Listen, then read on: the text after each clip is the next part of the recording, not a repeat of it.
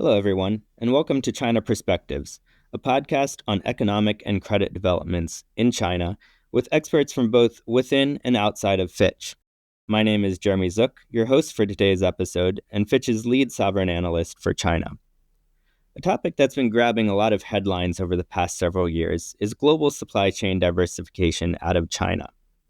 Much of the research and media focus on supply chain diversification has been on global firms, with much less attention given to exploring the role of Chinese firms in these trends.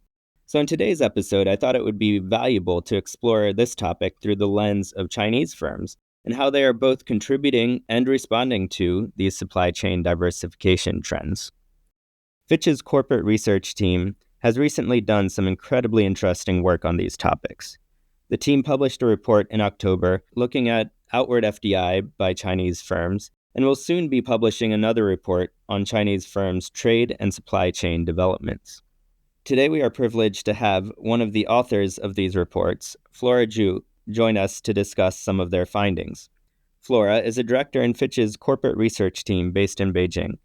She has been in this role for 8 years, primarily focused on industry research covering a range of corporate sectors in China. She has also published several reports tracking Chinese corporates' outbound investment. Flora, thank you so much for joining us today. Thanks a lot, Jeremy, for having me here today. Global production diversification is indeed a very hot topic, and Chinese manufacturers are also part of this trend. It's really my pleasure to have a chance to share our recent observations with the audience. Great. Flora, let's start by looking broadly at outward FDI and assessing the recent pickup that we've seen in this area. What are some of the key factors that are driving Chinese firms to expand their FDI investments abroad? Okay, cost is no doubt one of the consideration. And Chinese manufacturers in some labor-intensive sectors, including apparel and footwear, started investing overseas like more than a decade ago to reduce the production cost, as wages in China had been increasing very substantially, and the trend is to continue. More recently, since the US-China trade war in 2018, we have seen a new round and an accelerated pace of overseas expansions by some Chinese companies in a wide range of sectors, that including also some high-end manufacturing companies, especially because increasing trade barriers and the US-China trade tensions are promoting more to establish a second supply chain out of China to avoid high tariffs and also at the same time strengthen their supply chain resilience. In the meantime, I think competitive Chinese manufacturers in some sectors such as home appliance and EV, they have also been adding offshore capacities in or closer to the end market just to grab more market share. And other drivers apart from that also include like logistic related disruptions we have seen during the COVID-19 pandemic. And also some companies are in some sectors, they are facing a very slowing domestic demand and have a weak sales prospect. So those companies are also seeking overseas growth opportunities. Apart from that, some companies are also going abroad to obtain the raw material supply, mainly due to some countries' export restrictions on certain kind of products.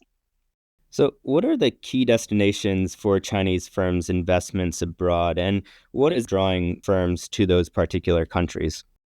As I just mentioned, the latest round of overseas expansion is not for cost saving, but also trying to boost their supply chains resilience and also capture market share. Therefore, their investment destination is much more diversified compared to the last round and do not necessarily target some kind of the low cost regions.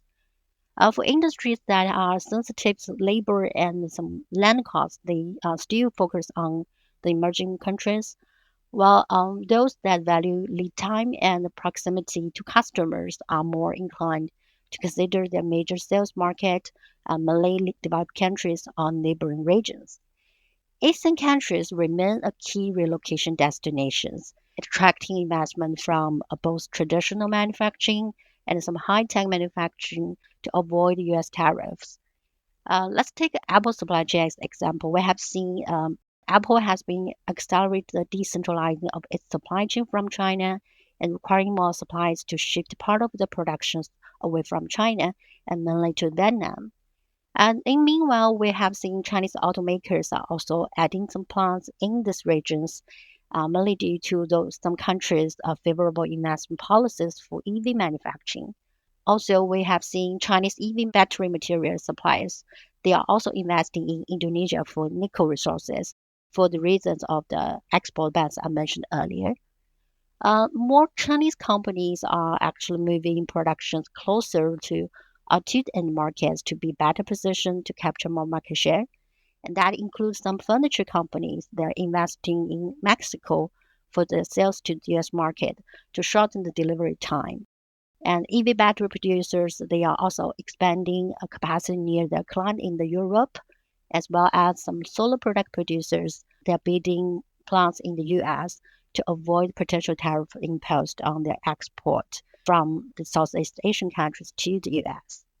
Now, you just touched on some of the sectors where we're starting to see these shifts underway, but I thought it would be interesting to explore in a bit more detail the sectors where we see really the biggest shifts underway in terms of FDI. I think in particular, it'd be very interesting to hear about developments in China's advanced and rapidly growing renewable energy and EV sectors. EV and the solar PV sectors are clearly leading the supply chain diversifications recently, and the trend started from 2022. Chinese companies in those sectors, they have been more competitive in global stage. And if you look at some data, we can see that China is actually leads in EV battery technology, as it's now the world's largest EV market and account for over 30% of global share of EV export in 2022. And if we look at the China's solar PV market dominance is much stronger, and China controlling over like 80% of global production of major solar PV products. So manufacturers in those sectors, they have previously mainly served the foreign countries just through export, but they have accelerated their overseas production expansions over the recent years. The reasons and investment destinations behind this vary among segments. So if we look at EV battery producers, which lead the overseas expansions, they are investing in local productions in Europe since 2022, mainly due to the strong order backlogs from the foreign automaker customers. The upstream EV battery material suppliers entered the US market are building plants in countries with free trade agreement with the US, such as South Korea, just to be eligible for the tax credits under the IRA, the Inflation Reduction Act. So Chinese automakers are building their plants in Asian countries to capture the global EV booms, and they are also to diversify the risk from the highly competitive and profitable domestic market. In contrast, Chinese solar PV companies just started their investment in local production in the US since this year, mainly to tap the IRA subsidies and try to avoid further tariff on their export outside of the US. However, they are still very cautious against regulatory risk in the US, and their investment are currently mainly focused on the downstream module assembles, which require relatively low initial investment. Putting all of these observations together, how do you see the outlook for these FDI trends? And, is this something that you expect to accelerate going forward? Yes, we believe Chinese manufacturers they will continue their supply chain diversification efforts because if you look at tensions between China and the US, it's still ongoing, and trade barriers is also rising globally. The trend is likely to accelerate if there is a significant escalation in geopolitical tensions. The U.S. trade and investment policy with China and the recent development actually suggest that the relations between those two countries will still remain challenging. And if we look at some of the recent developments, U.S. has just tightened restrictions on Chinese investment into the U.S.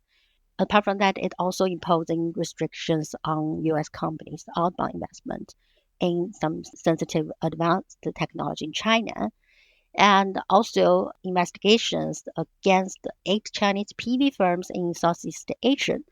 So I think those tensions will continue, and that will promote more companies to further pursue their supply chain diversification just to maintain a market access.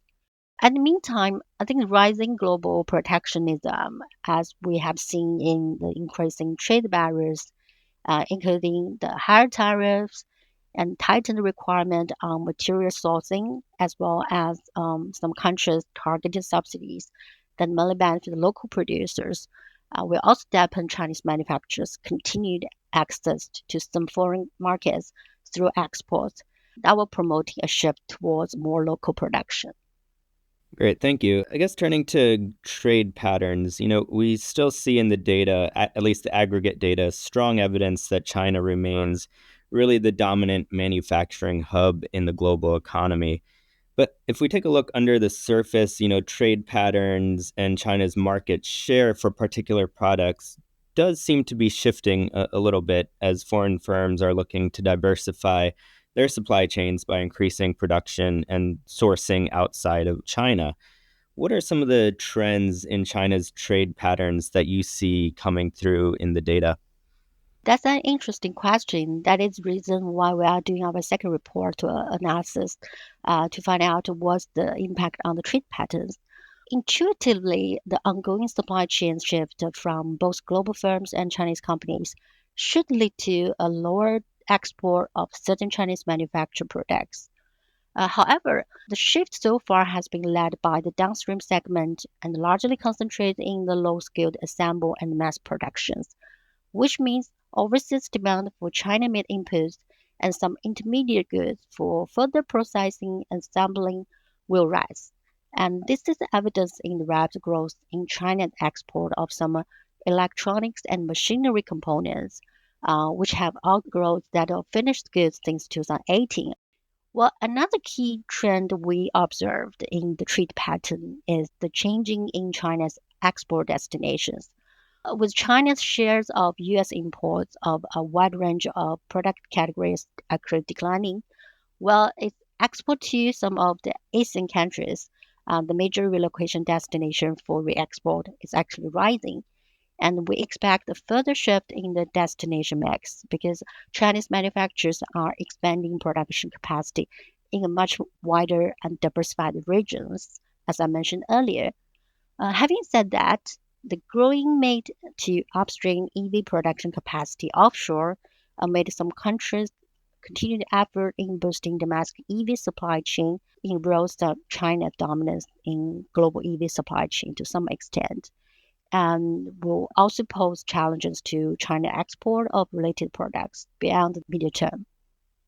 You mentioned that intermediate goods are still largely being produced in China and then exported to other countries for assembly. How do these patterns relate to some of the earlier discussion that we had on outbound FDI? I guess, in other words, are these firms simply shifting the final assembly of their products to their own facilities abroad, either for the lower labor costs or simply to get around some of the trade tariffs?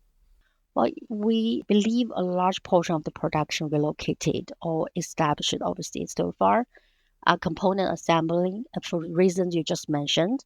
We still believe more companies are still keeping a lot of the higher value added production in China, and those kind of production is not easily to be shifted away from China.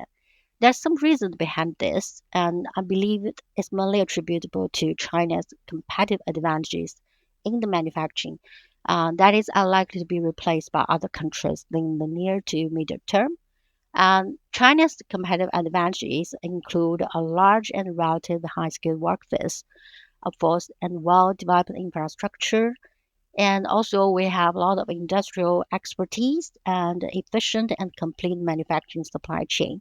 So, considering this, moving to some countries with low efficient supply chains actually will increase our cost. So, it means the shifting production out of China could be also costly for some companies. However, we have seen the rising unit labor cost in China and have already eroded the competitiveness of China's workforce against the major manufacturing countries globally. So, thinking about some of these trends, how do you see the role of Chinese firms in global supply chains going forward? And do you expect that Chinese firms will sort of retain their dominance in global manufacturing for the foreseeable future? Yeah, we believe China will remain the predominant manufacturing hub in the medium term. as we believe the supply chain shifts will be gradual. And although China could see some erosion in its dominance in certain manufactured goods over the medium term because of this kind of supply chain shift. But so far, if we look at some of data, China's share of global exports remains significant in many product categories. Besides, I think the data also point to the growing manufacturing output in China, with China's share of global manufacturing output has been continuing rising, reached about like 30% in 2022 from around 22 in 2012, despite this supply chain shift. We believe this is mainly attributable to China's growing production of some higher value added products, such as EV and solar PV products, which has seen very strong export growth recently. And those kind of products will actually have offset some of the lower productions of some labor intensive products. While China's growing production of the high valued products is mainly underpinned by the Chinese government continued efforts in promoting investment in advanced manufacturing and to promote the industrial upgrade. Data has shown that China's growth, the high-tech manufacturing value added in China, has actually grown at a very stronger pace compared to the total manufacturing in the past decades. And we believe the growing production of those high value added products will help strengthen China's manufacturing and supply chain dominance in the global stage. And apart from that, I think the growing overseas expansion and the investment of some competitive Chinese companies also reflect the growing size of Chinese manufacturers and their global influence. One driver of these shifting FDI and trade trends, as we've discussed, is geopolitics. And even with the efforts by Chinese firms to insulate themselves to a degree, how much of a challenge does geopolitics remain for firms to navigate? For instance, you discussed that Chinese battery makers were seeking to move some of their production to alternative destinations such that they would not be excluded from tax credit benefits under the Inflation Reduction Act. But at the beginning of December, the US government announced that batteries produced with components sourced from foreign entities of concern, which includes some Chinese firms, would not be eligible for tax credits. How does this particular move, first of all, impact Chinese battery and EV makers? And more broadly, how might Chinese firms be planning to manage this large geopolitical uncertainty? Well, this is a very good question. I think this trade policy just highlighted the high regulatory risk faced by Chinese manufacturers in some of the strategic sectors from some developed countries, especially the US. It's mainly because those countries are trying to protect local industries and to establish their domestic supply chains. And this is also a result of geopolitical tensions. Excluding from the US tax credits will actually put Chinese battery manufacturers at a disadvantage against the global peers in the US market. This will definitely dampen their sales prospects and will expose their US plants to significant operational challenges. We believe Chinese solar PV companies' cautious investment in the US market recently, uh, which mainly focused on the less capital intensive module assembly, despite high subsidies for component productions, partly reflect their concerns on the high regulatory risk they are facing in the US market. Well, we believe that in facing of this kind of trade barriers or regulatory risk, Chinese company they may still look for strategies to avoid and to bypass the restrictions. We have seen Chinese EV battery suppliers, for example, they are building plants in countries with free trade agreement with the US to be eligible for the tax credits under the IRA.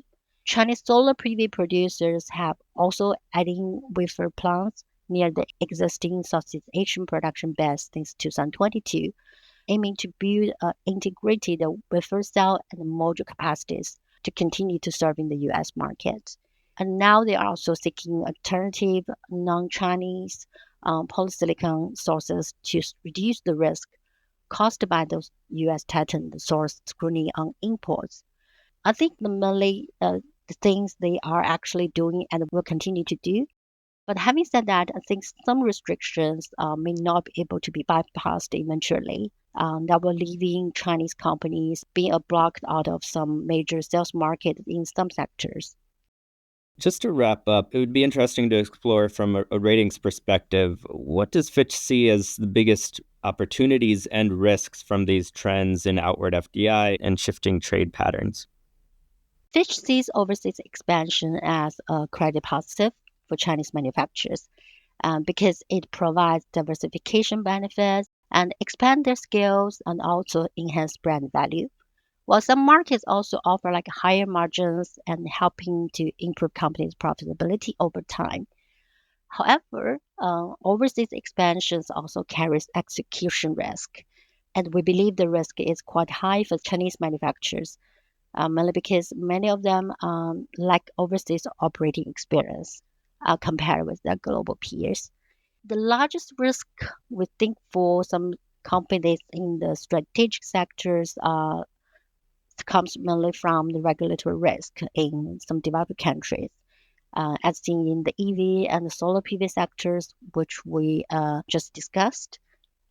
Besides, I think the short supply of skilled workers and cultural differences also add to operational integration challenges for Chinese companies, especially for those in some high-tech companies.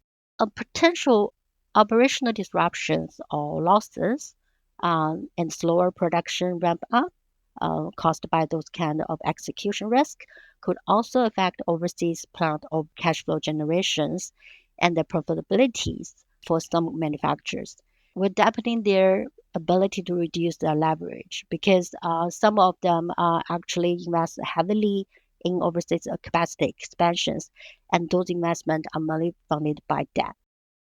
Well, in addition, I think the shift in the product mix we just discussed in China's export structure could also have some implications for some port operators' profitability over time, leading to a lower profitability if we think the portion of the intermediate goods in their business mix increase, given the low handling fees for bank carriers. Well, thank you again for your time and insights today, Flora. This has been an incredibly interesting and important discussion. Chinese firms, as we've discussed, have become global leaders in their own right in a number of emerging sectors. So, as we continue to monitor the trends and implications of global supply chain diversification in the coming years, understanding the role and perspectives of Chinese firms will be critical. I encourage all of our listeners to have a look at Flora's reports for more analysis and keep an eye out for any future analysis from Flora's team. Now, before signing off, I just wanted to plug another recent report that Fitch's sovereign team put out, which explores supply chain diversification from a global perspective and examines the countries in Latin America, APAC, and emerging Europe that appear best positioned to benefit from some of these trends. You can find this report and the two corporate sector reports highlighted today on Fitch's website or on Fitch Connect. You've been listening to Fitch Ratings China Perspectives podcast. This is our last episode for 2023, so we wish you all a happy and healthy 2024 wherever you are. Meanwhile, to learn more about our ratings and research on China, visit fitchratings.com. Subscribe to China Perspectives on iTunes, Spotify, or wherever you get your podcast. See you all again in the new year.